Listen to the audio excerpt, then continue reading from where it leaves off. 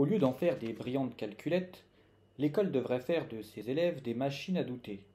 Des machines à douter immunisées contre l'égarement, des personnes qui doutent les yeux bien ouverts, c'est-à-dire parce qu'elles pensent et veulent se rapprocher toujours plus de la vérité, et non les yeux fermés, c'est-à-dire parce qu'elles se moquent de la voir, tels ceux qui ne doutent que par esprit de contradiction, par peur de la vérité, par peur d'avoir tort, ou encore parce qu'ils sont trop fiers de reconnaître que l'autre est susceptible de leur enseigner quelque chose, c'est-à-dire trop fiers de reconnaître que l'autre détient éventuellement un savoir qu'il ne possède pas.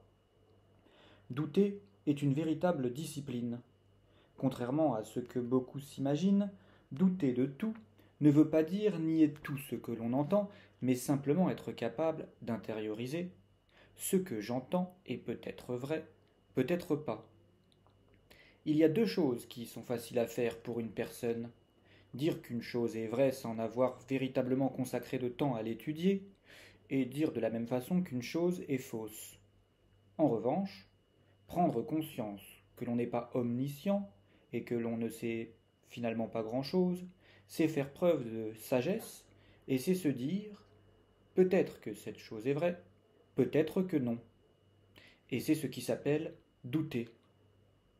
C'est autrement plus difficile que d'approuver ou nier sans méditer sincèrement sur ce que l'on approuve ou nie. Pas tout le monde n'est capable de douter. Pas tout le monde ne jouit d'un moi pensant mature. Si développer le moi pensant des élèves, c'est développer leur moi qui s'interroge et qui doute, ce moi qui a soif de vérité et qui conduit aux prises de conscience, tu devras te poser trois questions cruciales, lecteur. Pourquoi l'école ne tente-t-elle pas d'aider ses élèves à devenir des adultes matures et capables de douter de tout? Pourquoi ne tente-t-elle pas de les rendre toujours plus conscients en les faisant penser sainement, librement?